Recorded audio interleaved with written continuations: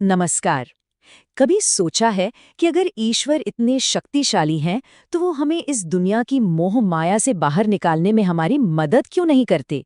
आज हम इसी गहरे सवाल का जवाब ढूंढेंगे और भक्ति के उस सबसे ऊंचे रास्ते को समझने की कोशिश करेंगे जहां पहुंचकर सारे शक, सारे सवाल खत्म हो जाते हैं।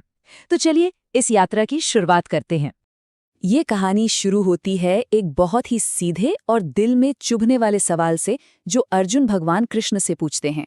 वो कहते हैं, हे मधुसूदन, अगर हम इंसान अपनी आखिरी सांस तक इस माया और मोह के जाल में फंसे रहते हैं तो आप हमारी मदद क्यों नहीं करते? सोचिए जरा, ये सवाल सिर्फ अर्जुन का नहीं है, ये सवाल हम में से हर एक के मन की आवाज है। तो आखिर इंसान की ये असली उलझन है क्या? चलिए सबसे पहले अर्जुन के नजरिए से इस दुविधा की गहराई को समझते हैं। देखिए, अर्जुन का जो तर्क है ना, वो बहुत गहरा है। वो कहते हैं कि एक तरफ तो ईश्वर ने खुद ही इस मायावी दुनिया को बनाया, मतलब एक ऐसा भ्रम, एक ऐसा जाल तैयार किया, और दूसरी तरफ हमें एक ऐसा मन दे दिया जो कभी एक जगह टिकता ही नहीं, हमेशा चंचल रहता है। और तो और दुनिया में इतने आकर्षण बना दिए जो हमें हर कदम पर भटकाते हैं। अब ऐसे में इंसान का इस जाल में उलझना तो लगभग तय ही है। इस पर भगवान कृष्ण का जो जवाब है वो इंसान के स्वभाव की सबसे बड़ी सच्चाई को हमारे सामने लाकर रख देता है। वो कहते हैं, मैं मदद तो करना चाहता हूँ और करता भी हूँ, लेकिन तभी जब इंसान मदद के लिए मेरी तरफ देखता है। असल में होता ये है कि इंसान अपने अहंकार, अपनी ताकत, अपने बुद्धि के घमंड में इतना चूर रहता है कि उसे भगवान से ज्यादा खुद पर भरोसा होता है। और ऐसे में भगवान बस इंतजार करते हैं कि कब मेरा भक्त मुझे पुकारेगा और कब मैं उसकी मदद कर पाऊंगा। तो फिर इस दुविधा से निकलने का रास्ता क्या है? कृष्ण अर्जुन को सबसे आसान, सबसे सीधा रास्ता दिखाते हैं, और वो है भक्ति का मार्ग। अब यहाँ जो बात कही गई है ना, वो सच में दिल को छू जाती है। कृष्ण कहते हैं कि उन्हें कोई सोनी चांदी की ढेर या कीमती पकवान नहीं चाहिए। उन्हें तो बस एक चीज चाहिए, और वो है सच्ची श्रद्धा। और अगर कोई पूरी भक्ति और प्रेम से सिर्फ एक पत्ता, एक फूल या थोड़ा सा पानी भी उन्हें चढ़ाता है तो वो उससे भक्त की श्रद्धा से भी कई गुना ज्यादा श्रद्धा के साथ स्वीकार करते हैं। देखिए, भक्ति कितनी सरल है। कोई भी चढ़ावा, एक पत्ता, एक फूल, कोई फल या सिर्फ थोड़ा सा जल। और अगर इतना भी पास ना हो तो श्रद्धा या पछतावे का सिर्फ एक आंसू ही काफी है। कृष्ण कहते हैं कि उस एक आंसू में उनका पूरा अस्तित्व भीग जाता है और वे इंसान के सारे पापों को धोकर उसे पवित्र कर देते हैं।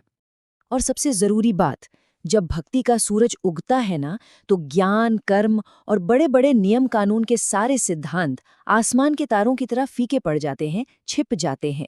सच्ची भक्ति का दर्जा इतना ऊंचा है कि कोई भी ज्ञान और कोई भी कर्मकांड उसके सामने छोटा पड़ जाता है। बस यही है भक्ति का सबसे सरल मार्ग। इस ज्ञान को पाने के बाद अर्जुन की जिज्ञासा शांत नहीं होती, बल्कि और भी बढ़ जाती है। अब वो भगवान के उस विराट, उस संपूर्ण रूप के दर्शन करना चाहते हैं जिसके बारे में उन्होंने अब तक सिर्फ सुना ही था। कृष्ण अर्जुन को पहले ही आगाह करते हैं। वो कहते हैं कि मेरा वो विराट स्वरूप इतना तेजोमय, इतना विशाल है कि ये साधारण आंखें उसके तेज को बर्दाश्त ही नहीं कर पाएंगी। अर्जुन की दृष्टि की झोली इतनी बड़ी नहीं है कि उसमें ईश्वर का वो पूरा दिव्य स्वरूप समा सके। लेकिन एक सच्चे भक्त की पुकार भगवान भला कैसे टाल सकते हैं? अर्जुन की प्रार्थना सुनकर कृष्ण उन्हें वो दिव्य दृष्टि, वो डिवाइन विजन प्रदान करते हैं जिससे वो उनके उस विराट रूप को देख सके। ये ईश्वर की कृपा का ही एक दान था। और फिर अर्जुन ने जो देखा वो किसी भी कल्पना से कहीं ज्यादा था। उन्होंने एक ऐसा विराट रूप देखा जो स्वर्ग से लेकर पाताल तक फैला हुआ था।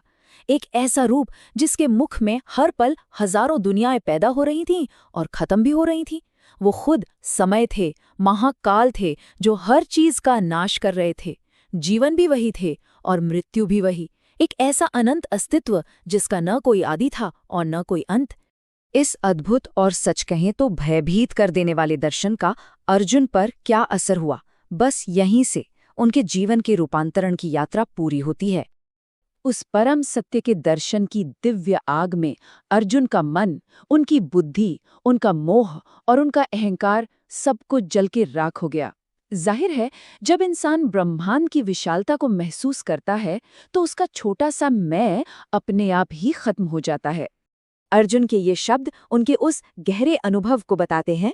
वो कहते हैं, मेरी सारी आसक्तियां, मेरी सारी उम्मीदें मुझसे दूर चली गई हैं और मैं अब प्रकाश की एक किरण की तरह बिल्कुल हल्का हो गया हूं। उनकी आत्मा से सारा बोझ उतर चुका था। अब कोई इच्छा, कोई कामना बाकी नहीं रही थी। तो आखिर इस पूरी बातचीत का सार क्या निकला? सार है सच्चा समर्पण। अपने तन को, अपने मन को और अपने हर काम को पूरी श्रद्धा के साथ ईश्वर को सौंप देना। और भगवान कृष्ण वचन देते हैं कि जो कोई भी ऐसा करता है उसे वो हर पाप और हर दुख से हमेशा के लिए मुक्त कर देते हैं। और अंत में ये पूरा विश्लेषण हमें इस एक सवाल के साथ छोड़ जाता है, क्या जब तक हमारा मैं यानी हमारा अहंकार जिंदा है तब तक परम शांति को महसूस कर पाना वाकई असंभव है? इस पर विचार जरूर कीजिएगा।